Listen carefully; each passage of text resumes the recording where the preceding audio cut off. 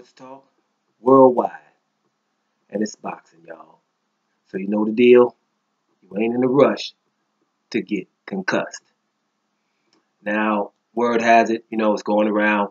Deontay Wilder's going to fight on February the 25th against Andre Warwick from Poland. Guy's 33-1. Won his last fights. He lost in 2013 by knockout versus Alexander Povetkin. So 33-1. And he lost to Povetkin. So he has something in common with David Price from England. He can say, hey, I haven't lost to anybody who wasn't doped. All right? So he can at least take solace in that and say, hey, you know what? Well, I'm undefeated, really, because I haven't lost to anybody that wasn't doped. That's probably what he's thinking. That's probably his mindset if you put on the empathy cap. But let's probably establish what we're going to be calling bums. I mean, the guy's number 12 in the WBC, number 14 in the WBO, right? So that means maybe we can let him slide on the bum talk. Probably not the upper echelon, of course, but if the sanctioning bodies are putting them in the top 15, you got 4 sanctioning bodies, that's 60 guys, right?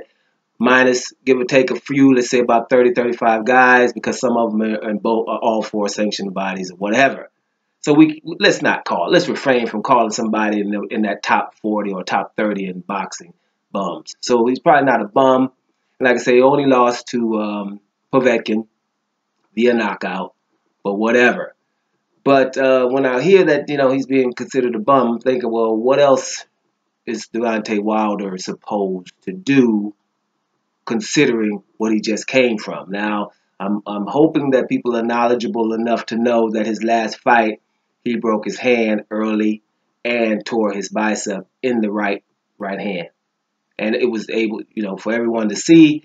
His operation was documented, putting nails in the hand and, torn bicep, right? Wasn't that October? So you're probably, if you're putting on an empathy cap here, you're probably thinking, well, it's going to take some rehabilitation. It's going to take some getting used to.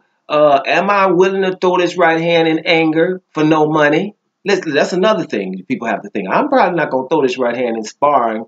I'm going to make sure I get to a fight and test it, so at least I'm getting paid. Just think about that for a little bit. So he's going to, I think it's a good point. I'm happy that he's not trying to go right in there with one of the super top guys who are all busy, by the way, right? But when it gets to Wilder, something you don't understand is, I'll just why I never hear, you want a heavyweight to say the things that this guy is saying. Who is the baddest guy out there, lineal champion? It's still Tyson Fury, right? Because he beat Klitschko. Let's be real. So Deontay Wilder wants to fight this guy. Since about 2 years they've been building the fight, but he would fight him without a belt. He's just stated that not too long ago, which means he's willing to do that.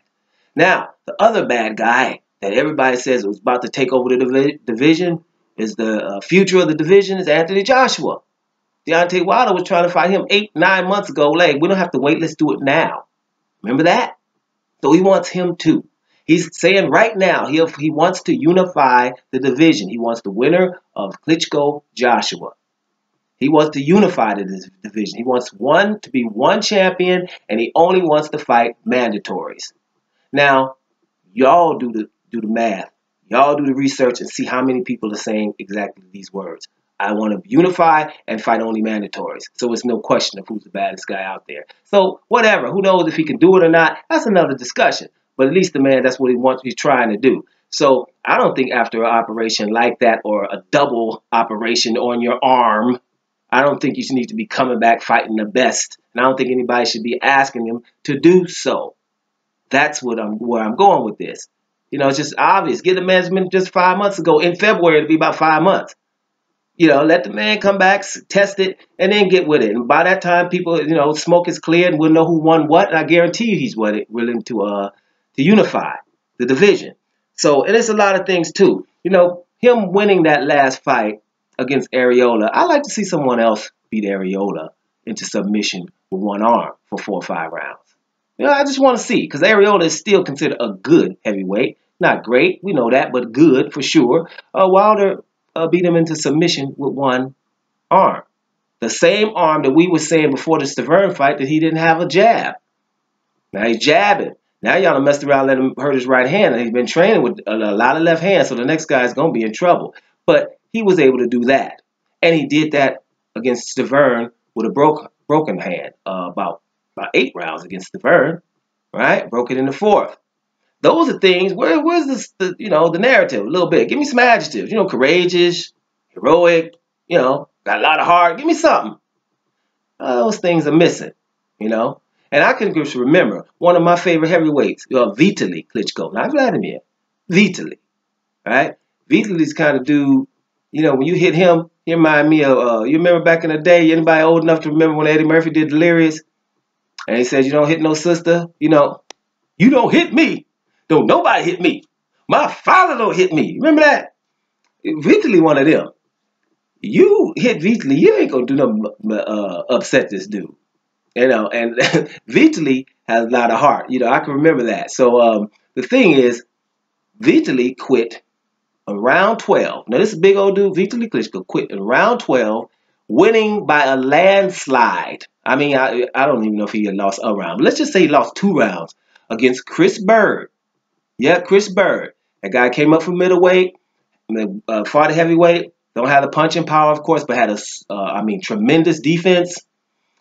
Vitaly Klitschko is winning at the beginning of round 12 by a landslide and doesn't come out for round 12. Do you understand me? Doesn't come out for round 12 because his shoulder was hurt, right? So he wasn't willing to jab his way or straight right hand his way for 1 round against Chris Bird. I didn't say Mike Tyson was on the other side. I didn't say Lennox Lewis was over on the other side. I said Chris Bird was on the other side in the heavyweight division. Now, Chris Bird in the middleweight division, that's a different story. Chris Bird in the heavyweight division. You can't come out there 3 minutes and jab your way out.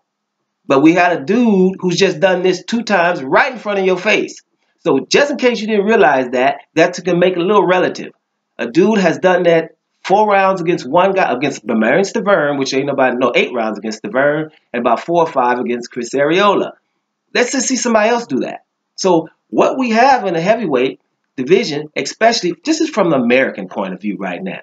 Because we kind of don't respect our heavyweight champion, right? So America, we could just say, well, let's finish this sentence. We don't need Deontay Wilder because we got, huh? Let's finish that sentence together. We don't need Deontay Wilder because we got, what we going to say now? What we going to say after that? Right? What else we got? What we got? Let me say. We got Andy Ruiz. That boy going to make a little noise. Right? He going to make a little noise. Okay, what else we got? We got Shannon Briggs, getting up there. Better hurry up and do whatever you're going to do. Right? Better hurry up and do whatever you're going to do. And, it's going to have to happen in 3 rounds. So he's just got to basically get lucky. But let's hope that he does. Right? Let's be real. I would hope he get a shot and see if he can do it. Because, he hasn't earned it at all. He hasn't fought anybody remotely in the top 15 of any sanctioned body. But, hey, if you promote yourself like that, you keep yourself fit, 44 years old, you still world champion, somebody get that man a shot. All right? He's been hollering about it for long enough. Tony Thompson. This is a guy, for me personally, this is just me, right? I want, before Tony Thompson, before he retires, somebody get with me on this. Before Tony Thompson retires, let's just get him on an undercard, or a co-feature would be even better. A co-feature with somebody in a top echelon heavyweight, right? And get this man a 3-month training camp, 4-month training camp, right? Because it's just something, I think if he had a long training camp, a normal long training camp, training for one guy, I think he'd give anybody in the upper echelon a real good fight. Because most of the time when he fight, it's on short notice, or replacing somebody, and not too long, this and that, So before he goes out, because he's on his way out, what is he, about 46 now? So give that man one more shot with a training camp, and I'd like to see him against somebody. But that's another one we got, right? Now let's go to the Brian Jennings. Good heavyweight, not great, and also like Deontay Wilder, this guy here is a workaholic. He puts in the work, got a lot of heart. But I don't see him as a unified champion, right? Could happen. Would like to see it happen for the man.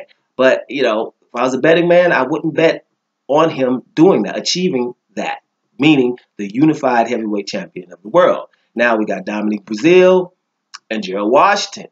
They're up and coming, got to learn some things. You know, it's gonna take a little time for them guys, right? And who else we got? And we got that big old dude, Jarrell Miller, right? Holland. Let's just see what happens with his development, see what his discipline takes him. But he seems to have a heart and a big mouth, so those are two things. And he's just huge, so you know he might make a little noise. But for us Americans, let's get real. Ain't like we got, you know, ain't like we don't need Deontay Wilder. We should be a little bit more proud of this dude for what he's achieved in just 11 years of boxing. Walking into that place at 19 and just, hey, I got the WBC belt. And, you know, by the way, now I don't really want to say it or toot my own horn, but I done knocked out 36 or 37 people, right? You know, so what y'all doing? I knocked out 30 dudes. How y'all gonna play me if the lose? I beat 30 dudes. How y'all gonna play me if lose? You know what I'm saying? I know he's sitting at home saying stuff like that, man. You know, he's beat enough people. He's ready to unify. Who cares who he's fighting in February? Let's see how his arm does first. You know, and then we can start talking about who he's going to fight. But it doesn't seem like he's not willing to fight anybody, which is a start. You know what I'm saying? At least we got a heavyweight that's not running from nobody. And he would bring, I bet you any other country would be happy to have him as their ambassador. Any other country. Look at England. What's about to happen with Dillian White and Derek Chisora going to fill up an arena, right? They're going to fill up an arena. You watch that. Now, that wouldn't happen at the crib.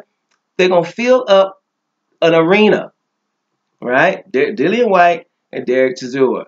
Neither one of them in the top 3 or 4. But the people want to see the fight. Domestic dust up. So that's what it is. It's about boxing. You know, everybody's not going to be upper echelon. But, you know, Deontay Wilder's not there yet either. But he's definitely on his way, and he's definitely trying. And he's something to be proud of already from what he's already accomplished. You know, he might accomplish some more things. He's definitely going to strive for it. He's going to go out swinging, that's for sure. But at the end of the day, what he's done so far is, you know, is definitely awesome if you ask me. And I'm glad for one thing. Here's one thing positive, Deontay, man. He got KO of the year, you know, when he knocked out Spilka, right? Earlier in the year, January. He got KO of the year from the WBC convention, the 54th convention.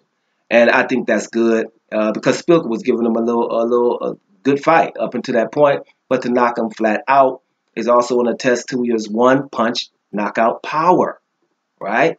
So, you know, the things he doesn't have, we seem to put in the forefront. Yeah, of course he doesn't have a few things. You know, what part of I've just been boxing 11 years we don't understand. So at the end of the day, he's learning, but he's learning on the job and learning pretty quick, and he's willing to take on anybody. And I think we need to respect that. So if you ask me, is he fighting a bum? I don't even care. Let's see who he fights after that. Then we can start talking. You know, because it seems like he wants anybody, anytime, and anywhere. Because he's about to go to London to fight whoever they're talking about in London. So he's not trying to keep it just stateside. You see what I'm saying? So that seems to be like a dude who has the mentality of being a world champion, which he said many times himself. He wants to travel and go wherever it takes, so he's known all over the world, like we say, worldwide, which is pretty good. So Deontay, just keep handling your business. It's going to be some negative stuff coming all the time, but you know that. So keep handling your business, and maybe you will become unified champion. I hope so, as a matter of fact. Doing Sports Talk Worldwide, and I'm up out of here.